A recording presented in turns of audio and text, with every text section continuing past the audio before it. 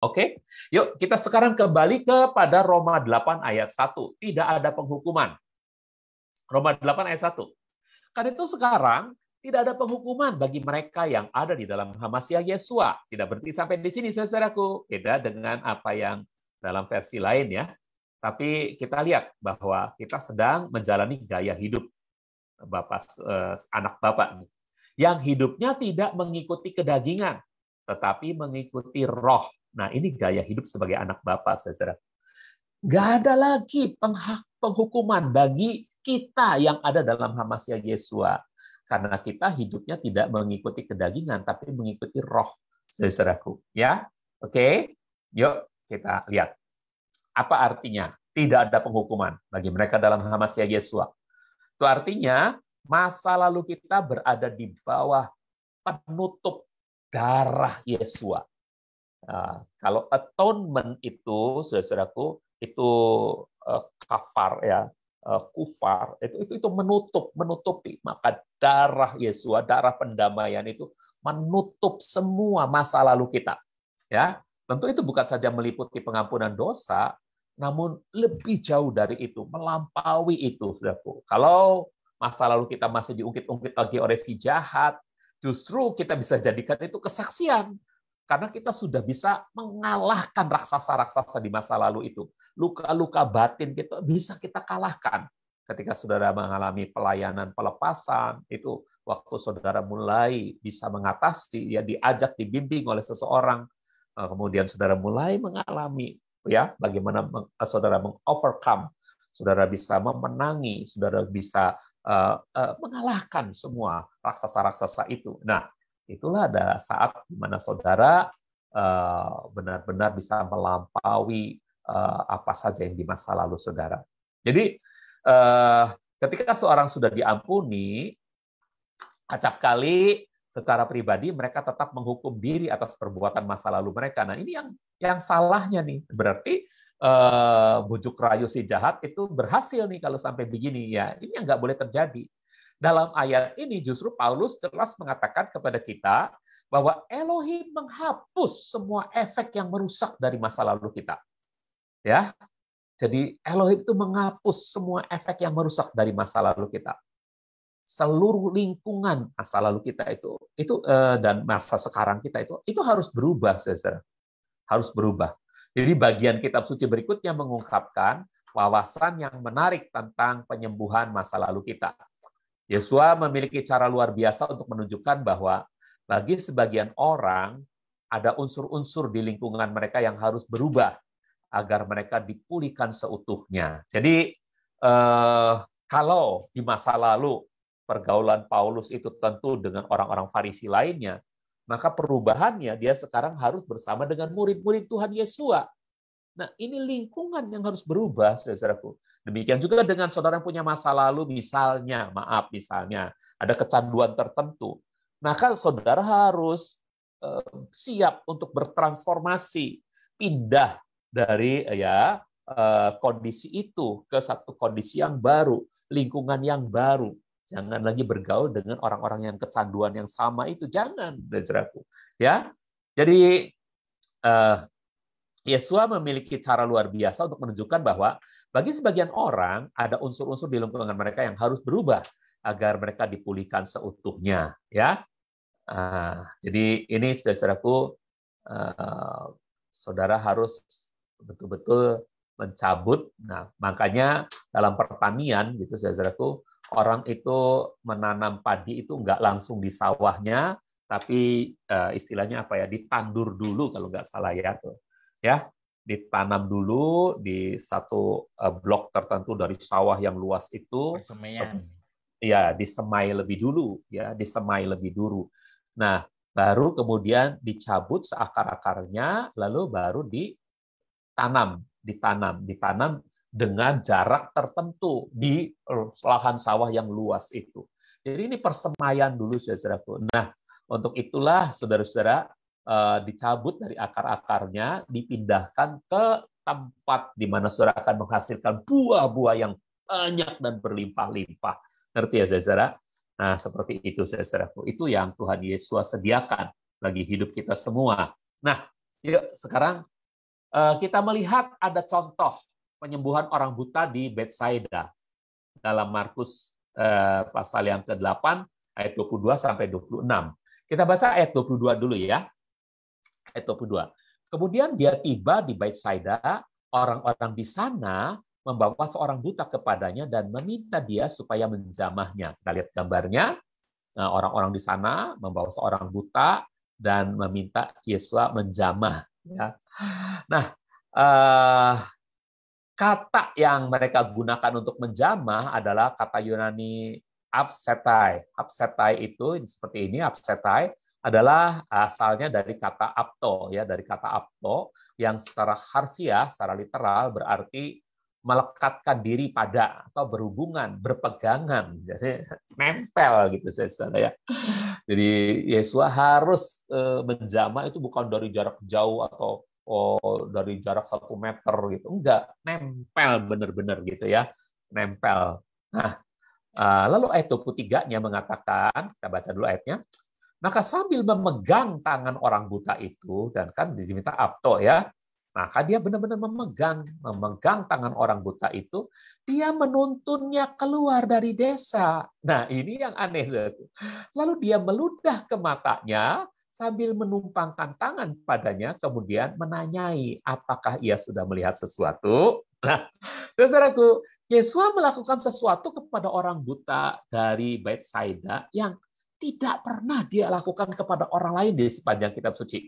Jadi nggak pernah, cuma di sini aja, Yesus itu memegang tangan orang itu, kemudian membawanya keluar kota. Saudaraku. Cuma di sini. Nah, setelah ada di luar kota, dia ludahi. Mata orang itu diludahi, saudaraku. Ya, diludahi, ya. Dan kemudian dia tanya, ya, dia tanya apa yang terjadi itu dengan penglihatannya. Nah, jadi dia itu menuntun orang buta itu keluar dari kota sebelum dia menyembuhkannya. Kemudian ketika sudah disembuhkan ya, Yesus menyuruhnya untuk tidak lagi kembali ke kota dari mana ia berasal. Mengapa Yesus mengatakan itu? Ini sorry ya, ini belum diganti. Mengapa Yesus mengatakan itu? Nah, ini yang harus kita renungkan ya. Dia bawa keluar kota, kemudian jangan kembali lagi ke kota di mana dia berasal, ke desa di mana dia berasal. Kita lihat ya. Jadi ini loh. Jadi setelah itu dipegang tangannya, took the blind man hand by the hand out of the village, keluar dari desa itu, dari Betsaida itu, keluar dari Betsaida. Ya jawabannya ya, mengapa Yesus mengatakan itu? Jawabannya terletak pada latar belakang cerita. Seringkali ya dalam rangka untuk bergerak maju dengan Elohim, Tuhan harus memisahkan kita dari hal-hal atau dari orang-orang di masa lalu kita. Ya, tanpa pemisah dari lingkungan negatif kita, masa lalu itu sering menarik kita turun, bukannya mengangkat kita naik. Ya, saudara. Jadi kita harus dipisahkan gitu ya untuk bisa kita mengalami pergerakan maju. Oke, nah itu jawabannya kenapa harus dibawa keluar kota dan setelah itu jangan kembali lagi gitu ya. Oke, kita lihat sekarang ayat berikutnya, uraian berikutnya. Betsaida adalah tempat keraguan dan keputusasaan. Itu artinya kata Betsaidanya tempat keraguan dan keputusasaan. Inilah tempat teman-temannya menindasnya. Jadi sejak dia kecil pasti dia merasa tertindas, saudaraku. Sejak dia buta, dia pasti merasa sangat tertindas. Ya, mereka mengejek kegagalan masa lalunya yang membuatnya tidak berdaya melakukan hal yang positif. Udah nggak ada lagi yang bisa dia lakukan, cuma duduk aja mungkin minta-minta gitu, saudaraku. Kegelapan, pesimisme, pikiran negatif itu pasti membebani hidupnya.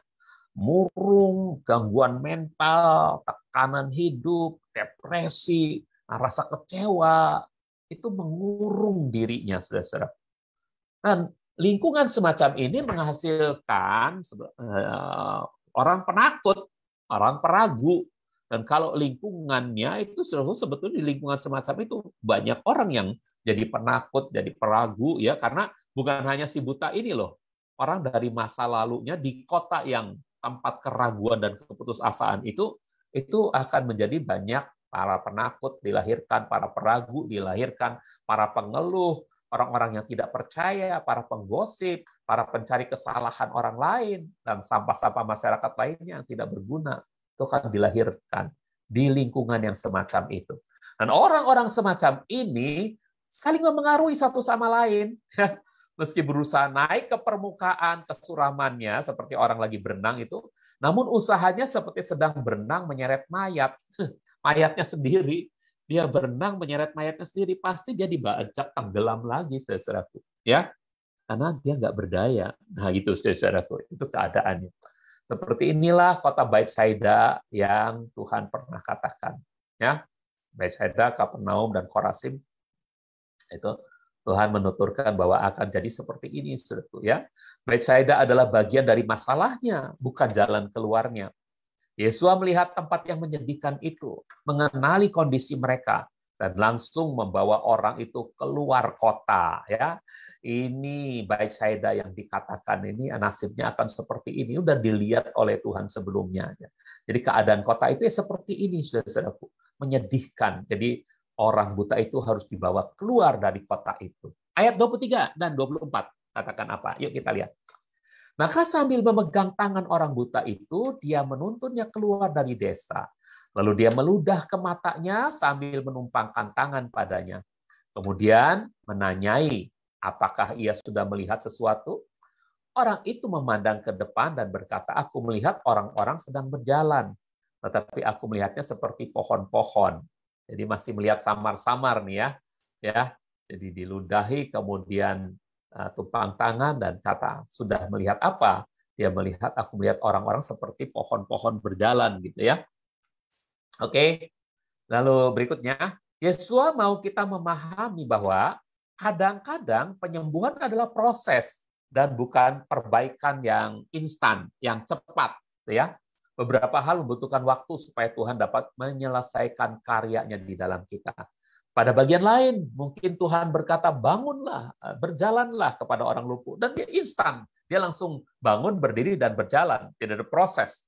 Tapi untuk orang ini ada proses. Jadi model kesembuhan yang Yesus tunjukkan di dalam pelayanannya di dunia ini, nggak selalu sama semua, saudara-saudaraku.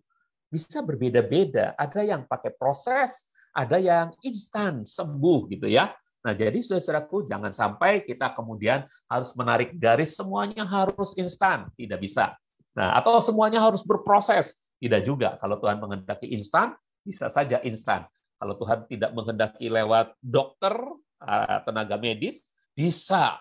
Tapi kalau harus lewat dokter, lewat tenaga medis, lewat sebuah proses, bisa juga. Ya, bagi Tuhan tidak ada barang yang mustahil. Oke? Nah, ayat 25, coba kita baca ya. Kemudian dia menumpangkan tangan lagi pada matanya untuk membuatnya melihat. Dipulihkan sepenuhnya, sehingga ia dapat melihat segalanya dengan jelas. Jadi Yesus harus meletakkan tangan lagi pada mata orang itu dan membuatnya melihat. Hati-hati dengan kata yang kedua ini, melihat ini, saudara-saudaraku. Karena kata melihat ini punya makna, hal ini penting ya, karena ada saatnya kita harus melihat ke arah yang benar, melihat ya dalam perspektif yang benar gitu ya, saudaraku. Ya, jadi kita harus melihat kemana nih? Tentu kepada Tuhan, kepada surga. Itu dalam orientasi yang benar. Kalau kita hanya melihat pada masa lalu kita, kalau kita hanya melihat pada penderitaan kita, maka kita akan gagal. Tapi ketika kita diajak untuk melihat pada wajah Yesus, saudara-saudaraku, ini penting sekali. Yuk, karena ada saatnya kita harus melihat ke arah yang benar atau mengubah sudut pandang, orientasi kita. Semua ini terutama berlaku untuk kesembuhan dari masa lalu, dari luka pikiran, dari luka hati, dan emosi-emosi kita. Nah, saudaraku, jadi jangan lagi memandang kepada luka batin kita. Jangan lagi melihat kepada orang yang pernah mengecewakan dan menyakiti kita. Tapi justru kita, saudaraku, melihatnya pada wajah Yesus. Nah, itu yang paling penting, saudaraku. Ya. Di sudut pandang kita harus berubah, orientasi kita harus berubah. Ya. Masa lalu kita oke, kita bisa ingat, tapi kita tidak akan terus-menerus melihat ke situ. Kita sekarang mau arahkan pandangan kita melihat pada wajah Masiah Yesua. Jadi setelah ditumpang tangan lagi, maka dia diizinkan untuk melihat wajah Yesua, saudara-saudaraku. Dia bisa melihat langsung wajah Yesua, saudara-saudaraku. Ayat 26, ya. Lalu dia menyuruhnya pulang ke rumahnya, katanya, janganlah masuk ke desa, jangan pula menceritakan hal ini kepada siapapun di desa. Dan saudaraku, jadi apa yang Yesus lakukan? Kalau pulang, saudaraku, mungkin rumahnya itu di pinggiran desa barangkali ya, saudara-saudaraku, sehingga disuruh pulang ke rumah, tapi jangan masuk ke desa itu, jangan masuk ke kota Betsaida itu, saudaraku. Jangan menceritakan hal itu kepada siapapun di desa itu. Jadi, jangan ceritakan pada siapapun. Jangan masuk lagi ke situ, itu kata Yesua. Saudara, Yesua memerintahkan orang itu untuk tidak kembali ke Betsaida dan tidak memberitahu siapapun apa yang telah terjadi padanya. Tuhan tahu bahwa jika orang itu kembali ke Betsaida, semua orang di Betsaida akan melabelinya lagi sebagai bekas sampah masyarakat yang akan selalu diingatnya sebagai tuduhan. Saudara. Nah, itu akan terus-menerus menuduh dia. Nah, kamu tuh kan bekas sampah masyarakat. Ya pasti kamu akan kembali lagi dari sampah ya kepada sampah lagi gitu. Saudara, itu akan jadi tuduhan terus-menerus. Nah, hal ini sebetulnya ketika Yesus memberitahu jangan lagi kembali ke Betsaida, jangan lagi menceritakan pada siapapun. Saudara. Artinya dia tercabut dari tempatnya dia dulu ya di Semai gitu, yaitu di kota Betsaida dengan orang-orang lingkungan yang akan saling memengaruhi, pengaruh jelek akan terjadi padanya. Nah, jadi hal ini menunjukkan satu sisi dari pelayanan Yesua yang tidak pernah dimengerti oleh orang lain. Pada saat Yesua melayani Anda muka dengan muka, setiap tindakannya mungkin terlihat bertentangan dengan pikiran manusia secara alamiah. Kita dipegang, bukannya disembuhkan, malah dituntun keluar dari desa itu. Kemudian tiba-tiba kita diludahi, saudaraku. Ini nggak masuk nalar manusia, nggak masuk nalar. Kok diginiin ya saya ya? Bahkan sebagaimana sulitnya orang untuk terhubung dengan jenis pelayanan seperti ini pada zaman Yesua, jadi orang pada zaman itu pun sulit untuk memahami itu apa sih maksudnya gitu ya. Begitu pula pada masa kini, kalau ada pelayanan Yesua kepada masyarakat melalui saudara, lalu ada proses yang saudara sedang lakukan karena perintah Yesua, orang mungkin sulit memahami, saudara-saudaraku. Orang mungkin sulit memahami, ya, karena dulu pun apa yang Yesus lakukan ini sulit dipahami oleh mereka. Jadi pada masa kini pun mungkin sulit dipahami. Namun faktanya, luka-luka dari masa lalu itu sembuh hanya setelah perjumpaan muka dengan Tuhan. Nah, pelayanan ini mungkin juga bermanifestasi atau terjadi melalui pelayanan pelepasan, saudara-saudaraku. Orang mau disembuhkan, ternyata dilayani pelepasan lebih dulu, gitu ya.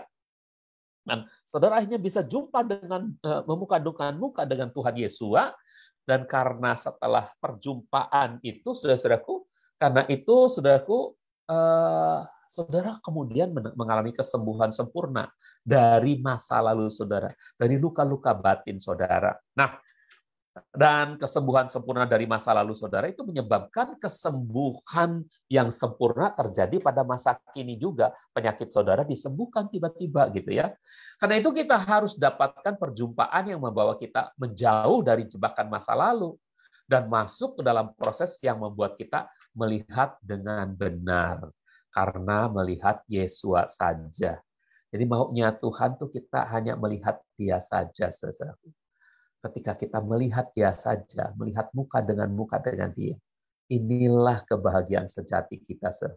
Inilah kesembuhan sejati kita, bukan hanya dari luka-luka masa lalu, penyakit apapun yang sedang kita alami pada masa kini. Saudaraku, bagi Tuhan tidak ada barang yang mustahil untuk menyembuhkannya. Maka dia akan mengalami kesembuhan yang luar biasa, saudara-saudara.